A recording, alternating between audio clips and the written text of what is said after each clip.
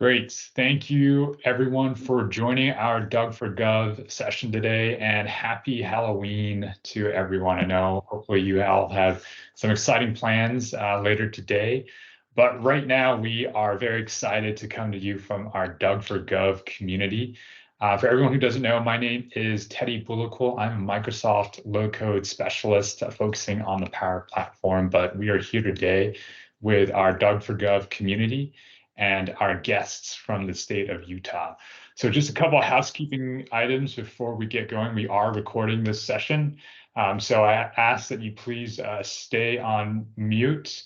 If you do have any questions, please feel free to post them in the chat. We have a couple of folks from our team who will be monitoring the chat. And so if you do have any questions during the session, feel free to put them in there and we will moderate with our esteemed guests from the state of Utah. But with that, I'd like to turn it over to our DUG4GOV lead. This is Liz Hallen, to say a couple opening words about the DUG community before we begin our webinar. So please, Liz, over to you. Awesome. Thank you so much, Teddy. And yes, everybody, welcome and happy Halloween to all of you. Good morning, good afternoon.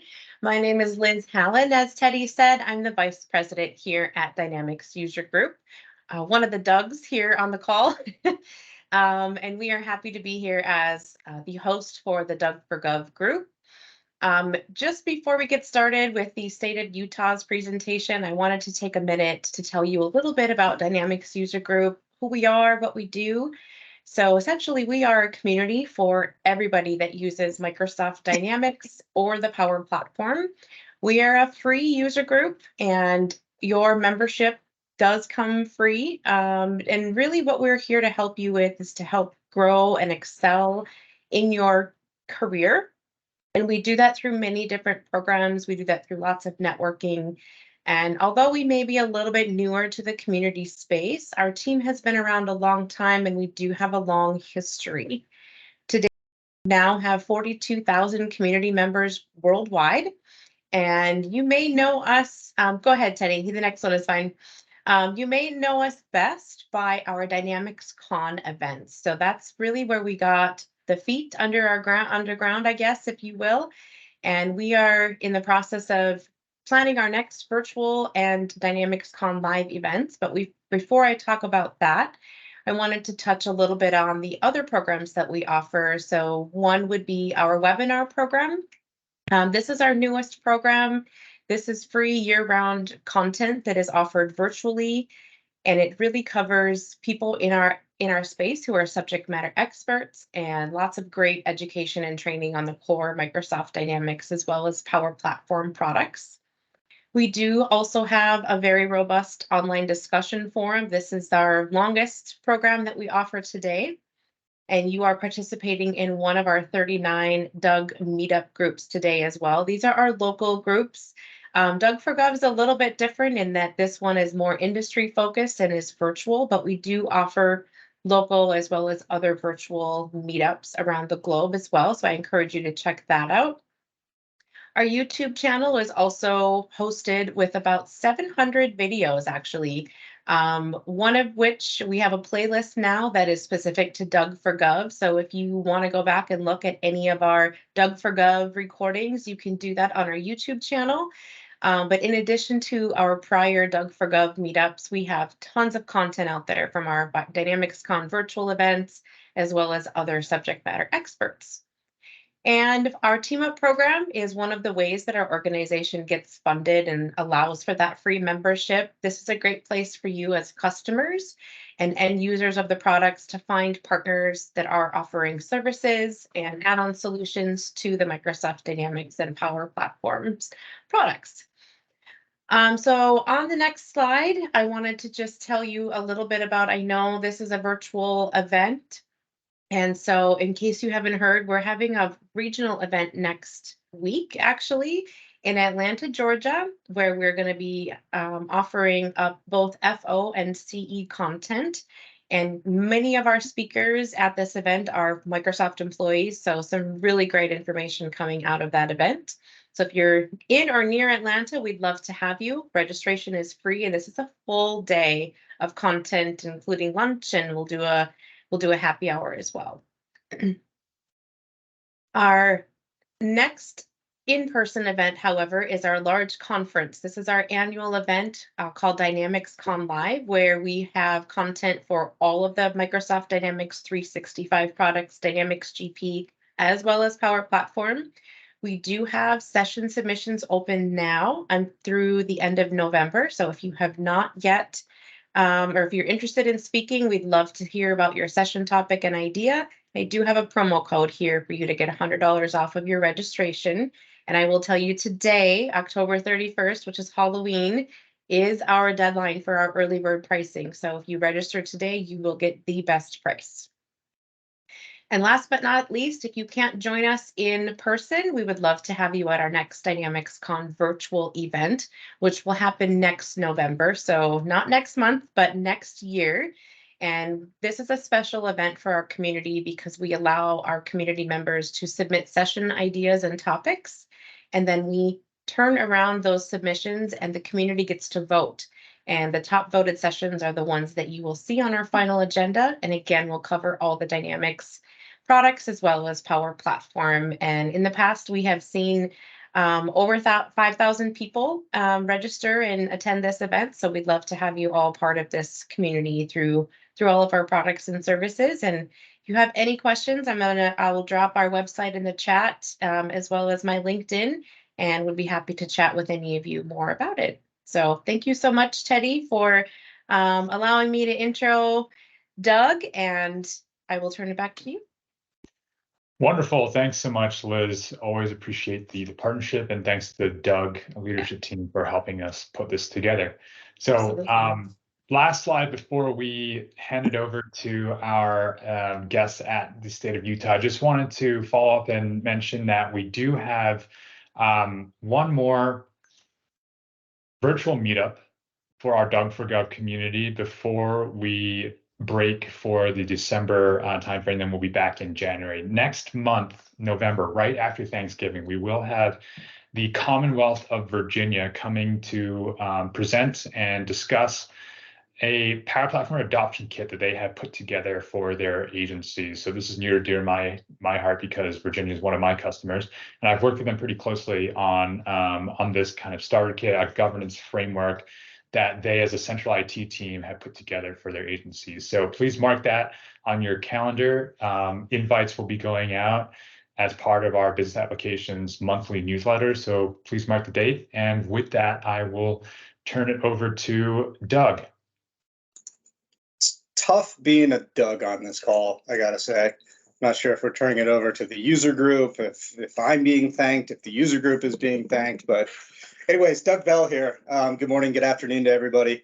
Teddy, that November session with the state of Virginia seems like a really nice, natural continuation of this topic today. So good timing there, and I would encourage everyone. I certainly will make sure that I attend that. I'm very interested in that subject. But today we have myself and a phenomenal team from the state of Utah.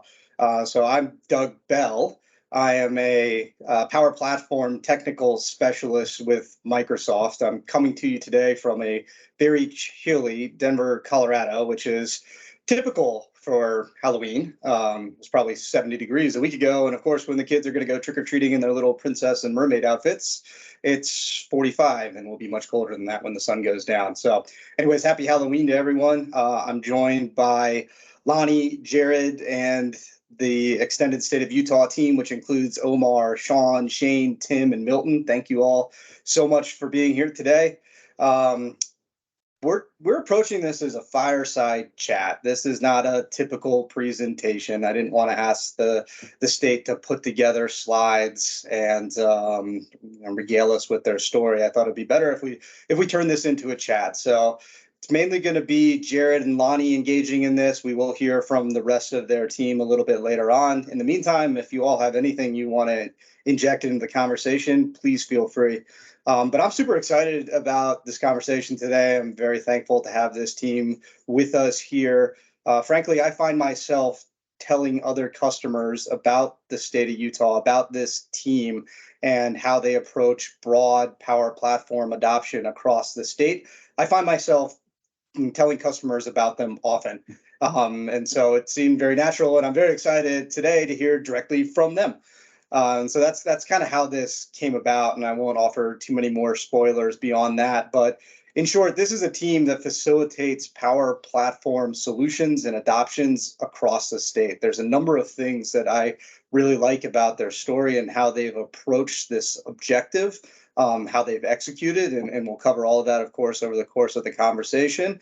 But for the meantime, let's see. Let's get our nice cozy fire going here. And Lani, Jared, why don't you just say hello, introduce yourselves real quick. Yeah, my name is Lani. I am the Microsoft Power Platform Manager here for the state of Utah. And I'm Jared Jensen. I'm the IT Director over Enterprise Platforms for the state of Utah. Perfect. So I didn't do an org chart, but as I understand it, Lani, you report to Jared. Jared actually manages a number of teams that are of similar nature to this. We're, of course, focused on Lani and her team, which focus exclusively, or at least primarily, on Power Platform, inclusive of Power BI, by the way. Sometimes Power BI is, sometimes we view that as a core component of Power Platform. Sometimes we kind of view it as its own animal to some degree. So it's worth noting that this Power Platform team at the state does cover Power BI. So Lani, why don't you just tell us a little bit about your team and what you all do? That's why we're all here. Thanks, Doug. We're happy to be here today and share a little bit of our journey. We are still relatively new. Most of my team just started in January. So a lot of this we're still figuring out as we go. But we are, as you said, the Power Platform team for the state. So, and we do facilitate all of the tools in the platform, including Power BI. And we're kind of a blend. Everyone on my team has been developing their own projects, but they also support other agencies as they are interested in the platform and wanting to explore the capabilities of the platform. So they're definitely a key support function. We're also figuring out the governance of the platform. The team is all administrators, so we're building the environments and granting the access and figuring out that governance plan. They're also working to gather resources and create training for other groups who are interested and trying to learn.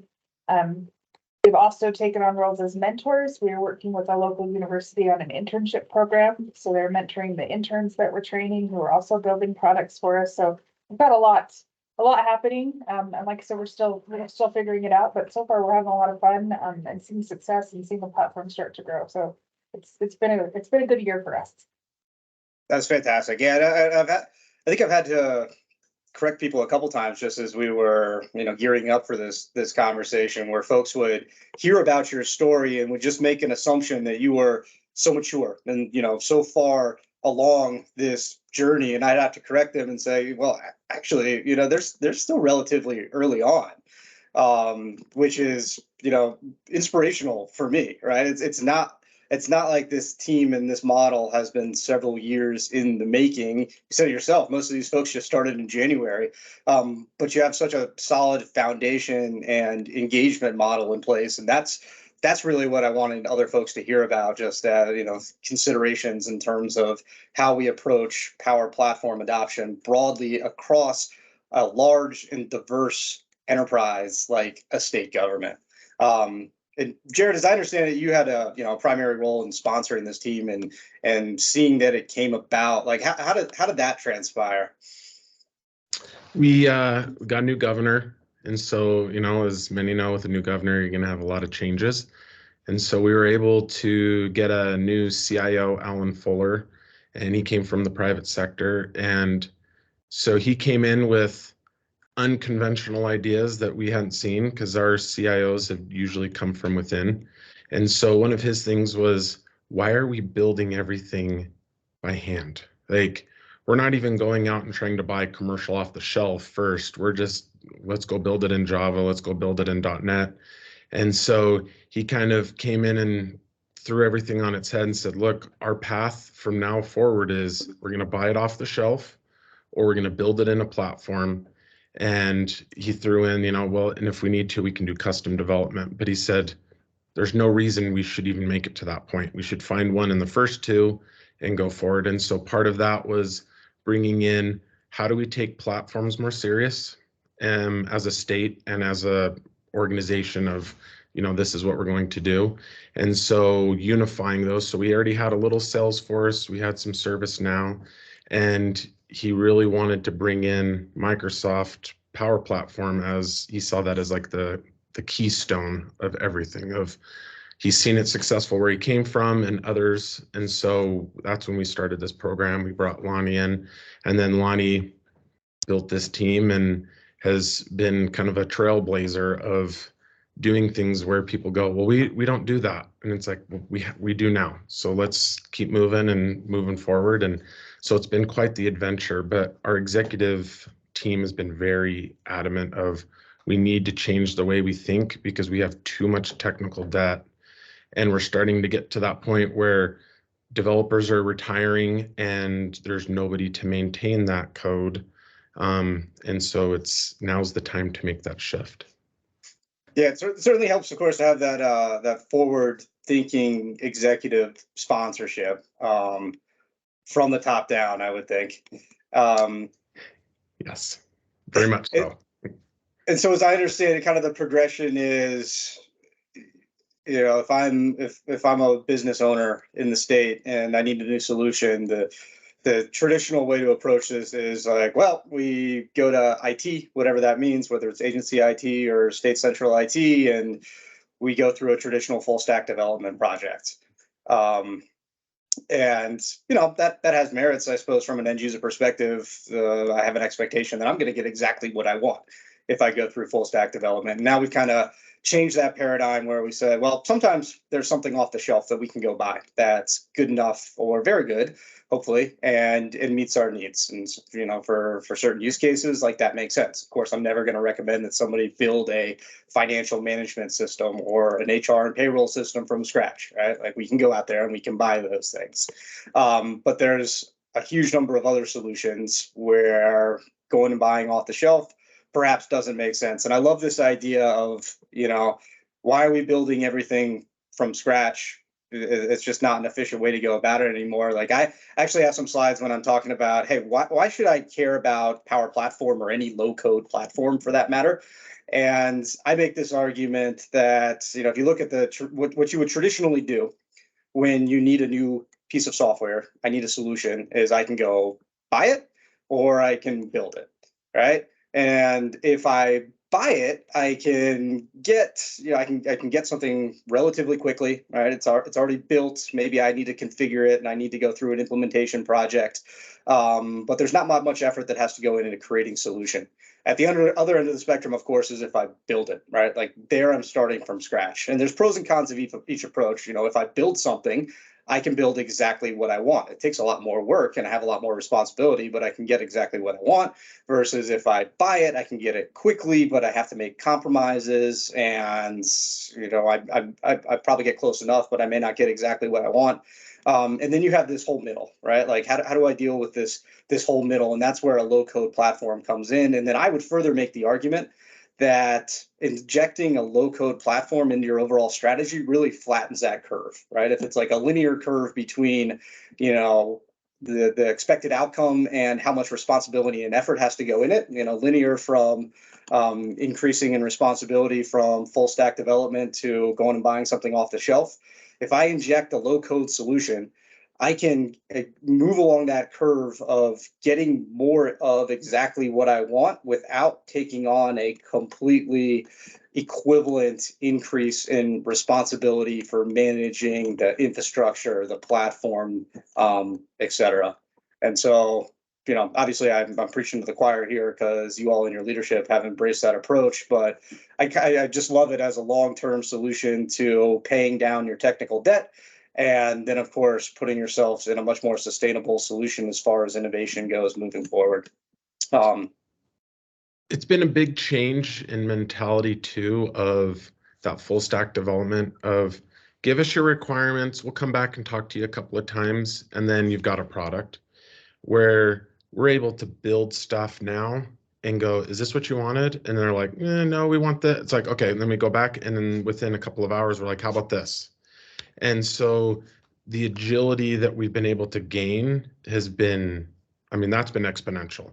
And so what we're starting to see is you're getting like business analysts that understand the business very deeply, and they're able to go in, build a pretty, quote unquote, basic app that meets their requirement and needs and get that out. And it's like, it didn't take 3-4 weeks or a whole team. It's them, they did it, and they were able to get that out the door. And so we have a couple of good examples of, some less technical people building some pretty widespread used apps in the state. And it's like, this is awesome. And it's given them kind of that motivation of, oh, I was always this, and now I can do a little more and have that power to help out even more in my organization. And so it's been exciting to see that growth. Yeah, no, certainly you make a great point there in terms of a low code platform like this where you can innovate so quickly is such a fantastic catalyst to embrace that agile development approach, right? And instead of spending so much time stuck in analysis paralysis, defining exactly what we want our business process to look like and going through such arduous traditional requirements gathering and making all of these business decisions up front, let's just go build something, right? I mean, a picture is worth 1,000 words. If we can go take a first crack at it, get some basic understanding of the solution we need, let's go iterate on that. Let's go build something and then just refine from there. And the fact that we can do all that initial innovation and make those refinements so quickly just makes it feasible to adopt an approach like that where, there may be some wasted effort, so to speak, but that wasted effort is so nominal in the big picture that that's just a really effective way to go about it. You end up spending more time trying to figure out what to name the app than getting the app done. So I love that. That's what we're finding out. It's tough to name things.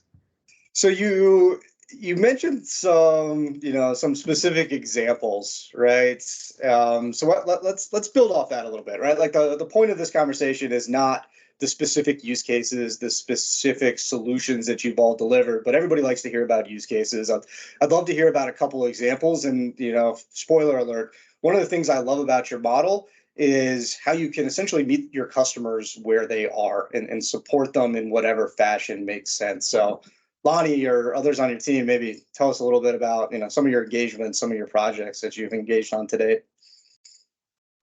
Yeah, and I might let them speak a little bit about their experiences, but like you said, it is a wide range. There are several projects that we've worked on that we've done the entire project from gathering the requirements to building it, but there's also a lot that's more of a blend where we're supporting them as they figure out how to use the platform.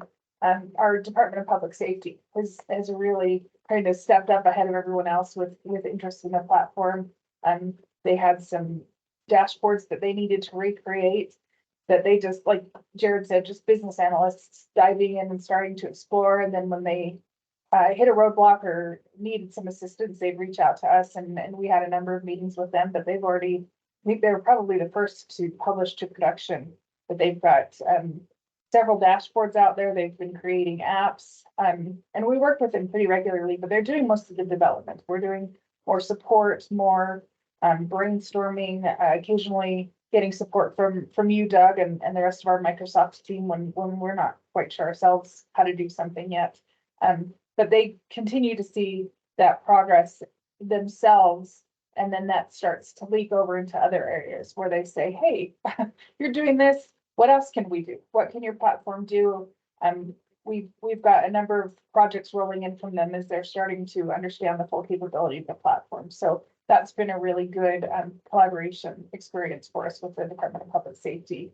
And then there are a number where maybe Shane can talk a little bit about the taxi app that he built that was a collaboration between several different agencies. That one group came requesting support for an app that they needed, but that app also received input from multiple other agencies and had output to different groups. So we had to kind of coordinate to make sure we were meeting all of the needs. But he did most of the development on that through testing, and that is also in production now. There are use cases. Our Department of Health and Human Services has a whole catalog of forms that are in older technology that they want to convert. And so they've met several times with my team to say, how could we do this in a model-driven app? How can we do this in a Canvas app? What would a Power Page look like to explore the possibilities and figure out what the best fit for them would be?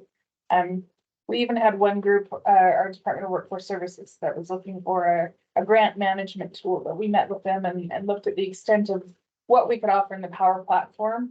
And then actually through a DUG4GOV group several months ago, we're able to put them in touch with our Microsoft team, and they're actually looking to explore Dynamics 365 and a model that they saw from another state. So there's a whole wide range happening. And sometimes it's just, Sean could probably touch on one that was just someone that he knew here in the department that said, hey, I work in this office and we have requirements for sign-in as people are coming and leaving this office, and it's all on paper right now. Do you think you could do something? So he just started tinkering around and built an app that went so well that now he's got other groups reaching out and saying, hey, we need a sign-in app too. Can you modify that and help us meet our need too? So we've got a lot of variety. But the way that we're doing it, where we're building some and we're supporting other groups, I think the one thing that's been really nice for us that way is it's allowed my team to have some say in the projects that interest them, and to not just get stuck on, this is all we have, so this is what you have to do. So we kind of collectively go through some of the initial discovery and figure out what the project's going to entail, and then you know, they can speak up and say, hey, that sounds like fun to me, or I've done something similar to that before.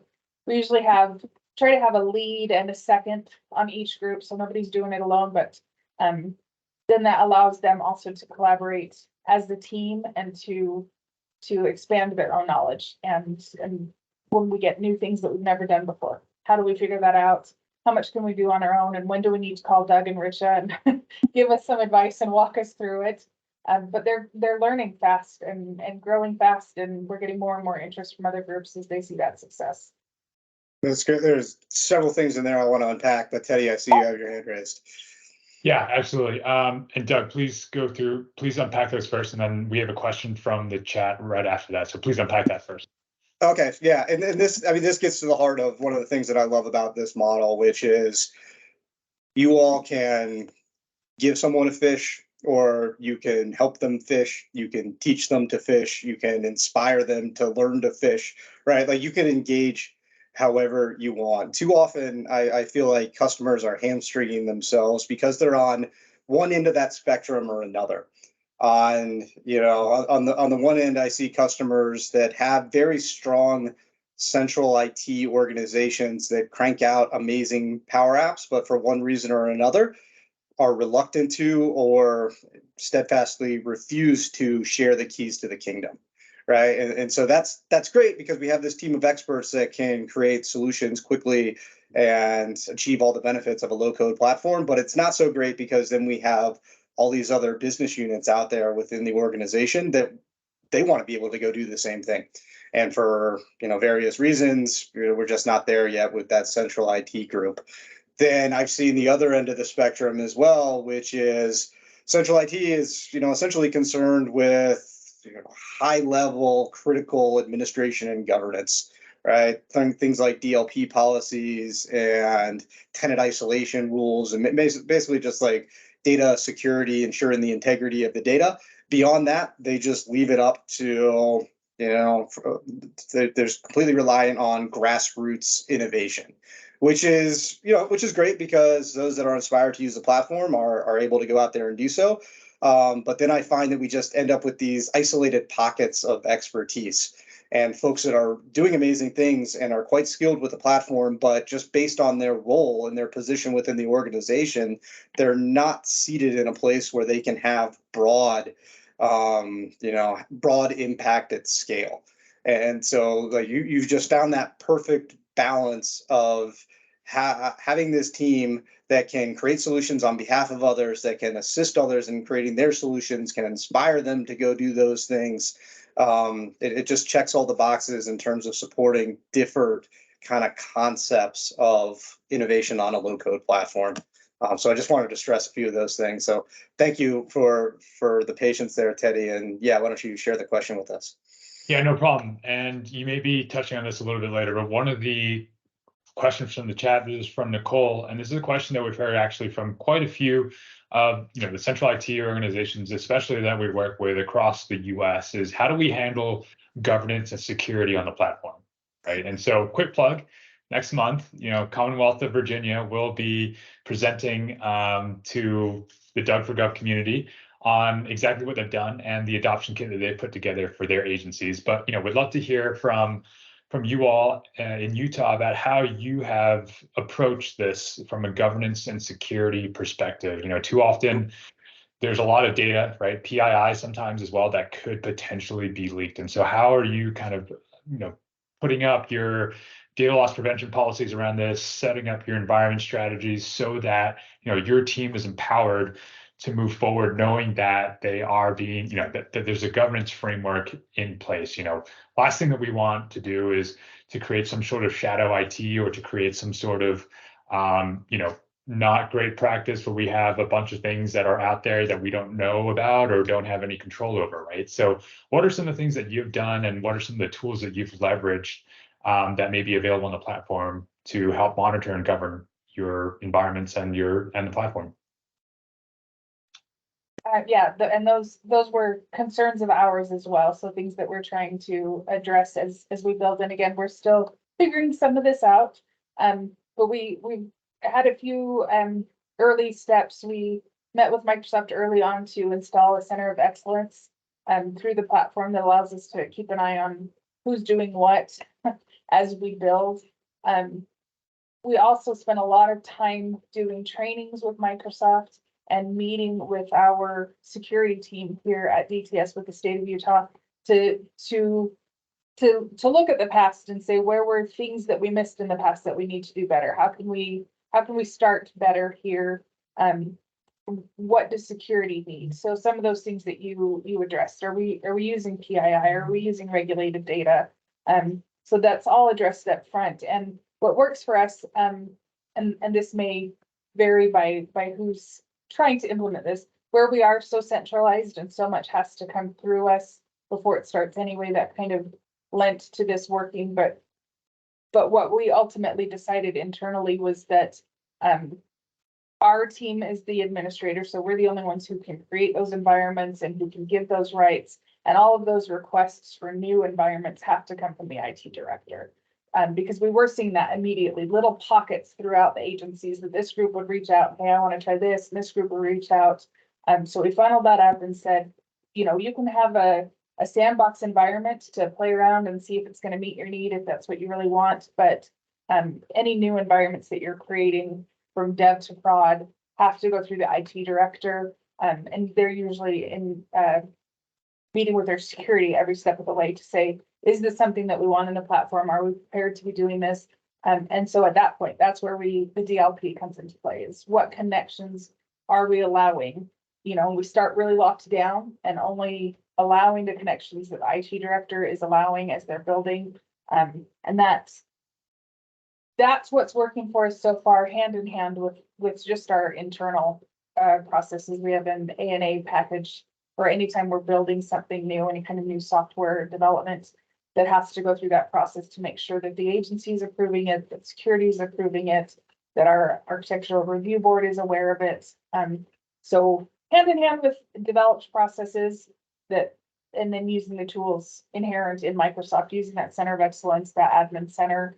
A lot of support from our Microsoft team. We've got a really fantastic Microsoft team that when we're hitting bumps in the road, that they're helping us find the answers or getting us the resources and the training that we need to be able to address those concerns as we go. I don't know if there's anything you want to add to that, Jared. I can't stress enough, have security start as soon as possible. Everybody we talk to here in Utah, government or not, they all said, well, we should have done this and we should have done this. And so all of them said, well, if we would have done the center of excellence, that would have answered all of these questions and it would have limited all these problems. And so one organization, they have been on the platform for a while and they said, we have over 8,000 apps that have been built. And they were in the process of trying to get into the center of excellence of that. And so they were like, if we would have done this from the beginning, we would have had that life cycle of, you know, okay, we can retire it if it hasn't been used after X time and do this. And so I think that's the key. It's never too late. We're seeing groups join, but the sooner you do it, doing the center of excellence, and the sooner you bring security in, the less pain it will be down the road. And that kind of goes in the question about, well, how do we keep track of this? And we don't have another access situation, which we're currently in. So that's the center of excellence. How do we do this life cycle management so we don't have to be the central, you know, bottleneck for everything? Like, well, it has to go through us and this. We can give that freedom, but we can still have that visibility to help make sure that things aren't just being left out there. And then we have a security check that Lani said that, you know, there's the security review, and that's kind of the good spot where you have 4 different groups looking at this problem or application or whatever we're trying to do and say, this is what we can and can't do, or, oh, we're doing this, can we add this security to it to make it so we're a little more comfortable? And then, so I think just involves security. Sometimes they're a pain, but it's better to have them a pain at the beginning than a pain when you're done and have to go fix everything. So there's a couple. It's a great question, Teddy. I know you made a plug. I see Doug Fernie plug in a number of resources. I will plug one in particular, which we did a tech series session, which is something that me and peers on my team deliver multiple tech series session for state and local government customers every month. And we did one specifically for state and local government administration and governance of the platform back in January. That's a good kind of primer on, you know, administration and governance considerations 101. A couple things that Jared and Lani said that I wanted to highlight. Jared, I love your, you know, I'll put it bluntly, right? Like, you all don't want to be the office of no.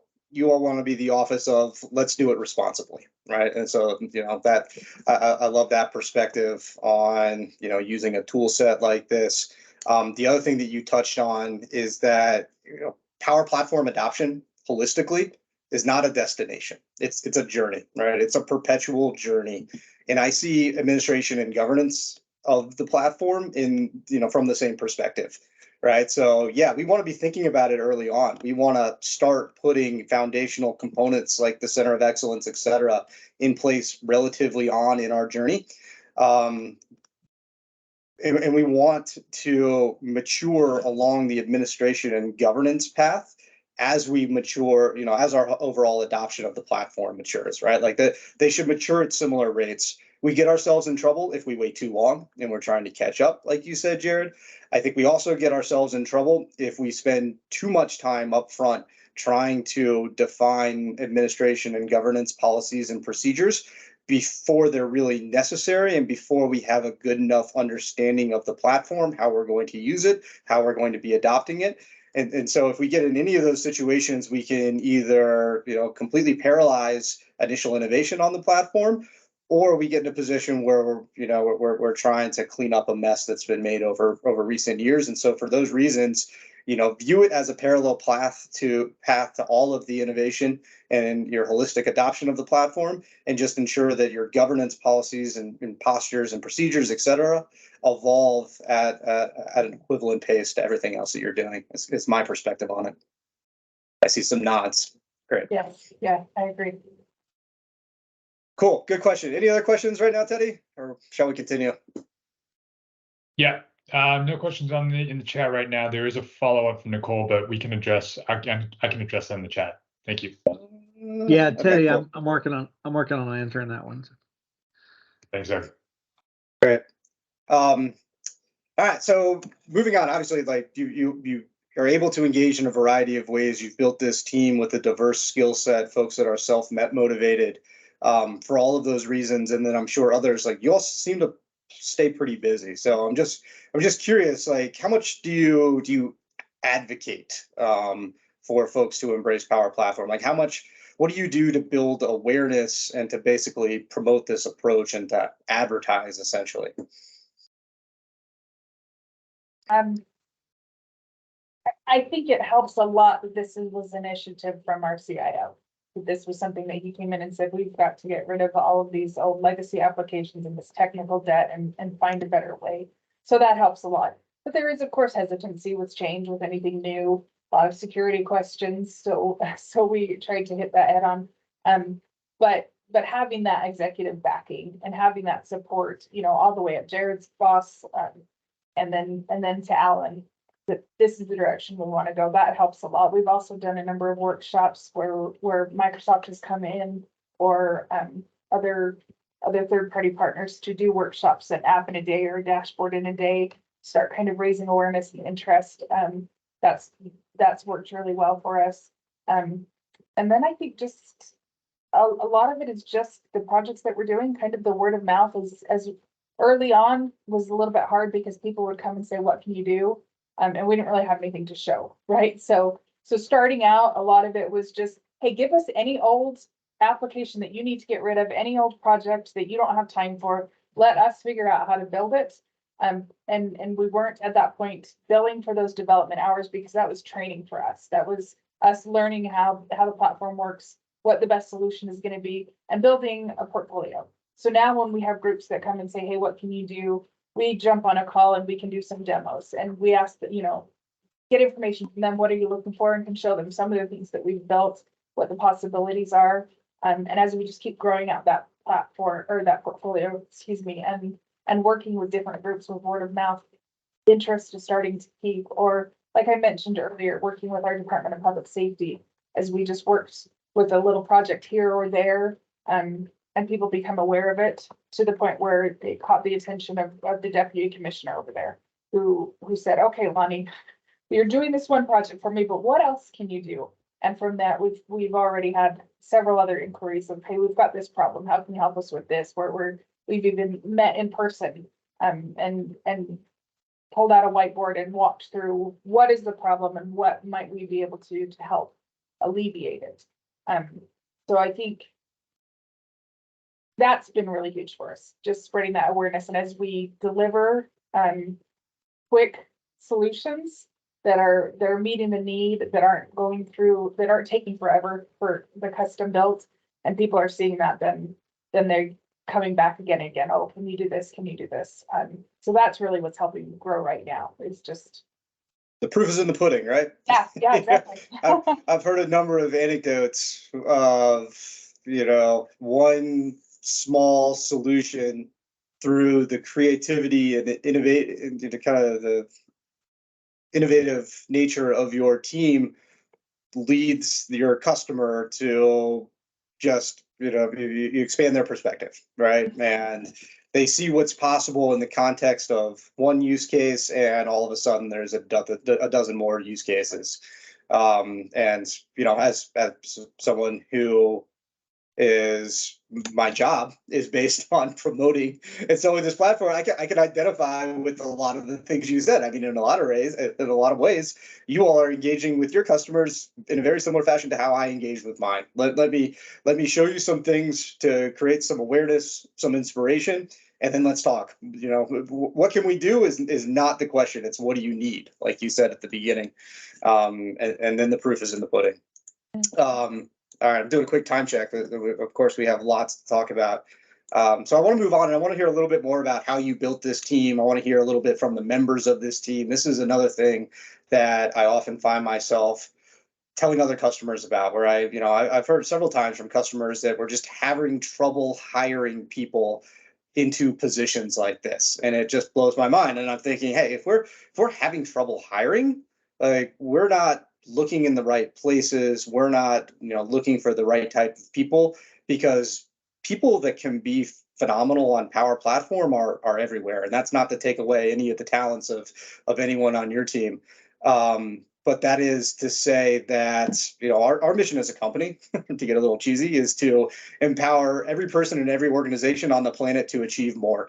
And when I think about, does what I do align with the overall mission of Microsoft, like, my answer is 100%, because that's what Power Platform is about. It's about empowering people that maybe never felt empowered because tools are, you know, unapproachable traditionally, et cetera, et cetera.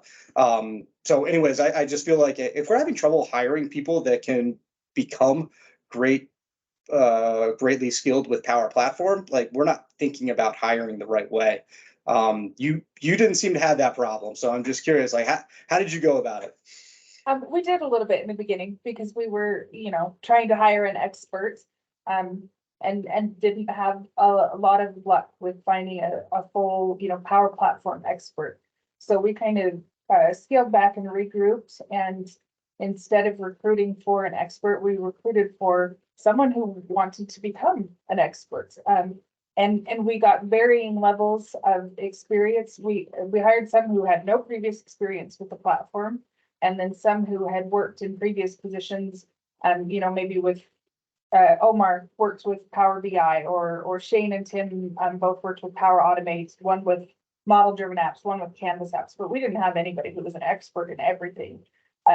But we hired a team of people who wanted to learn, that the desire to learn and figure it out was key. And I have to say, we got kind of lucky. We hired a really fantastic team that have come together well, they collaborate well, they all help each other. And that's really been key. Some of the experience that they brought with them obviously has been invaluable to us as we grow, but that desire from all of them to learn all of the tools, that they want to be here, they want to be doing it and figuring it out.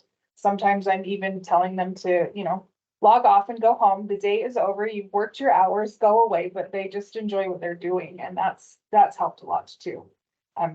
But yeah, I think that was the key. And I don't know if Jared would add anything else about hiring the people who wanted to learn rather than looking for someone who is already an expert. And it's the growth mindset, right? We want learn-it-alls, not know-it-alls. And you may think you got a bit lucky, but in this instance, certainly I would argue that you make your own luck. So kudos to you for making yourself get lucky with these hires. And now I want to hear, we mentioned their names a few times. So team, I'd like to hear from each of you. I'll kind of run through you all. But you mentioned Omar. You mentioned Omar being the Power BI SME, the Power BI guy. But Omar, I know you also work with one of the original, the OG low-code tools in Excel, and built fancy Excel spreadsheets, which frankly, that's really my only credentials for becoming an expert in Power Platform. So I'm curious, do you focus exclusively on Power BI? Do you dabble in Power Apps and Automates as well? Or tell me about what you do, Omar. A lot of what I do. Thanks for the intro. I am the Power BI lion tamer, and I do dad jokes on the sides, according to my team. Anyway, but a lot of what I do is Power BI related. There's a lot of data analysis, and by data analysis, I don't mean analyzing the data, rather analyzing the makeup of this data. So that's where a lot of my Excel skills come in as well, because it used to be it was just tables, but there was a lot of times when I would actually have to use the other, the Power Platform pieces, whether it be model-driven app or the Canvas and that sort of thing. I haven't done so much in Power Automate just yet, but because my specialty is more in how do we set up all these tables and that sort of thing, that way it shows up better and we can use it better in Power BI. That's the reason why I can bounce between model-driven and Power BI.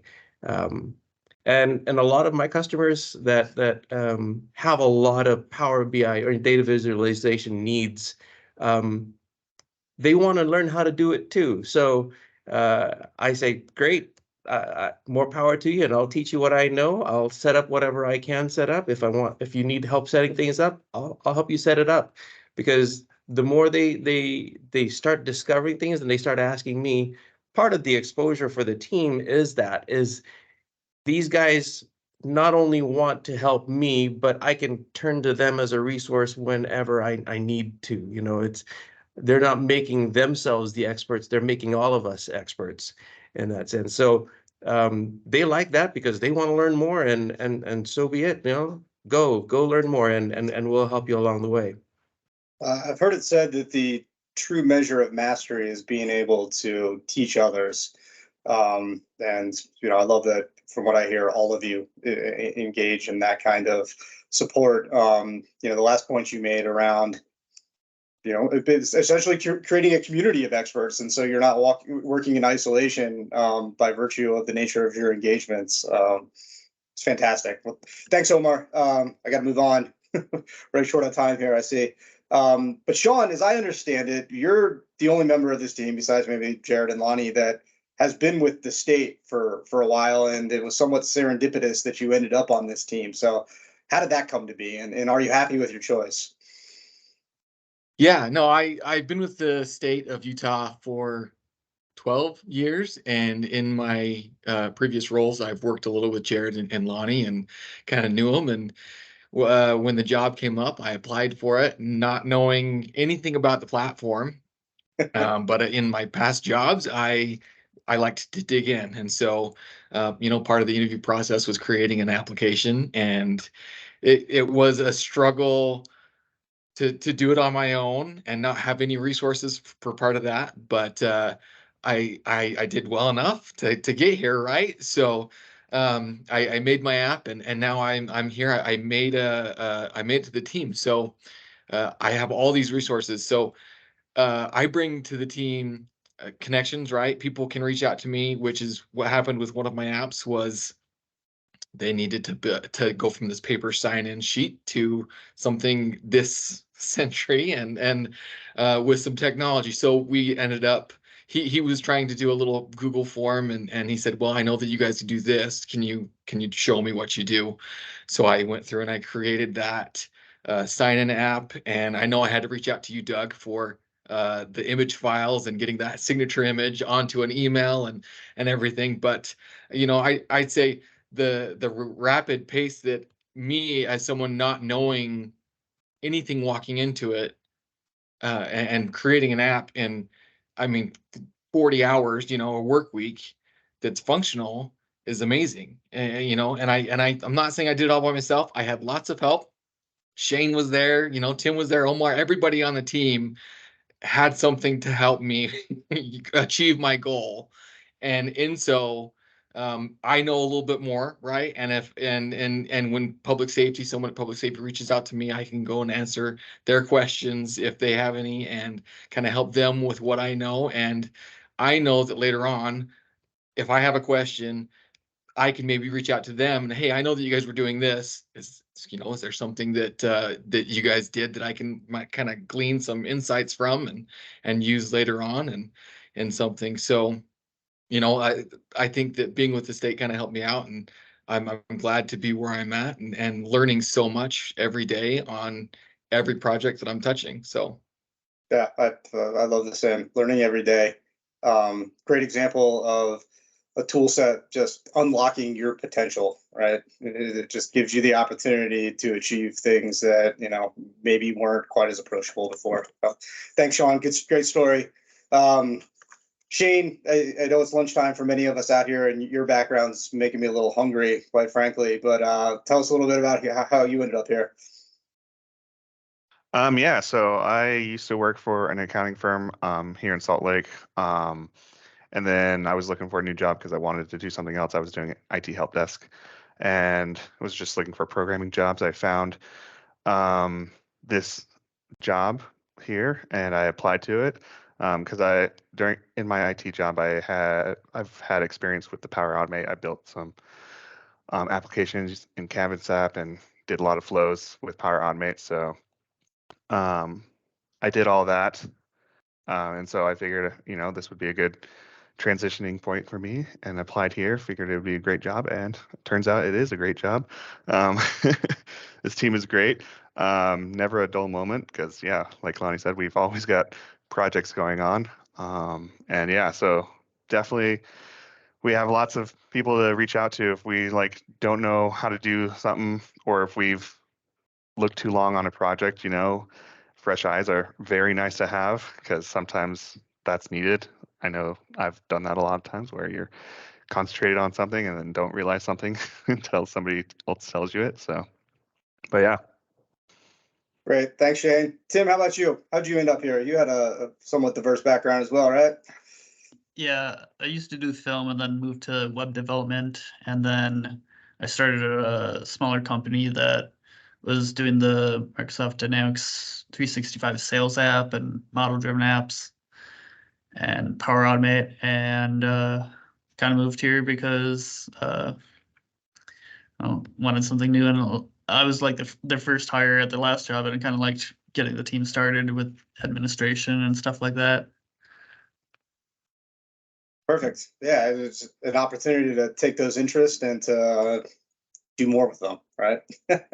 Sounds like. And last but not least, Milton. I love your story as well, and this is something I've been encouraging other customers to pursue. So how did you end up here, sir? Everyone can hear me okay? Sure All right, can. perfect. That's a little bit of an interesting story. So I actually heard about it through my dad, who's a professor at the Utah Tech University.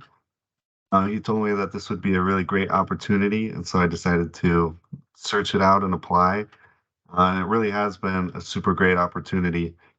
So I did start as an intern for the state of Utah through Utah Tech University, so that it is about 4 hours away from Salt Lake. So I am fully remote with this team, which is really nice.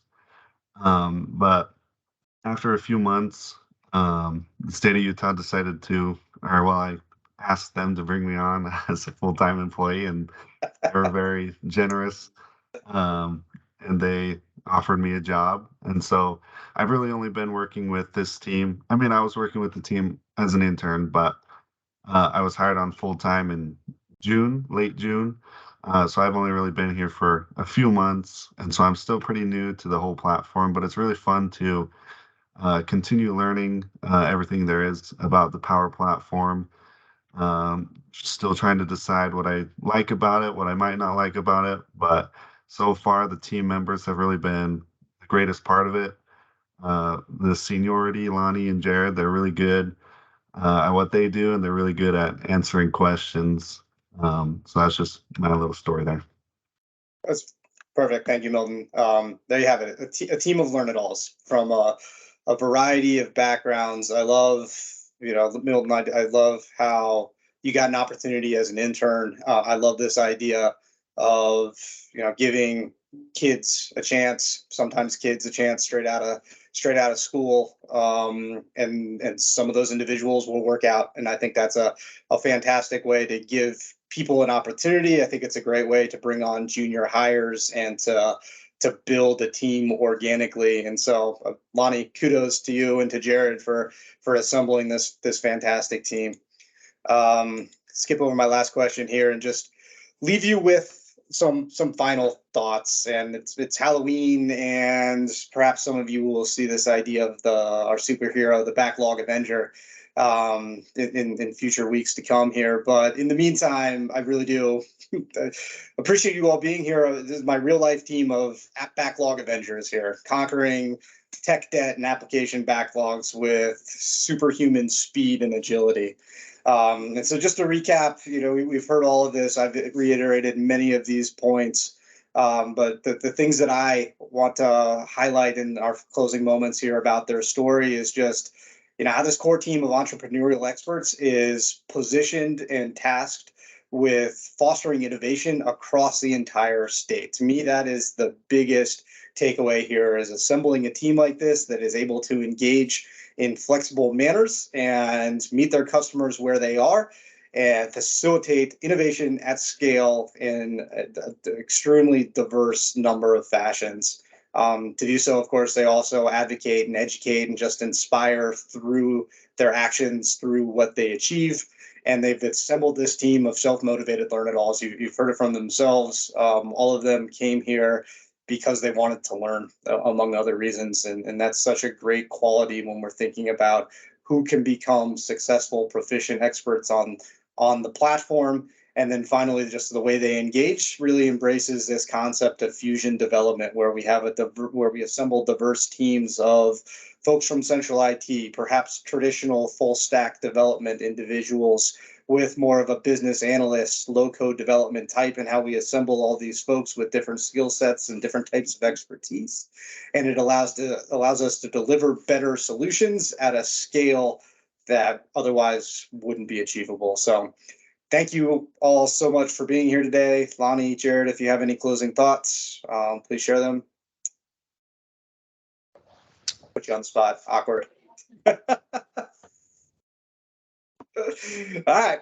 Well, thank you all. I apologize for the awkward closing there, but thank you all again for being here today. I really do appreciate it. Lani, the rest of your team, guys, thanks so much for being here. Great hearing your stories.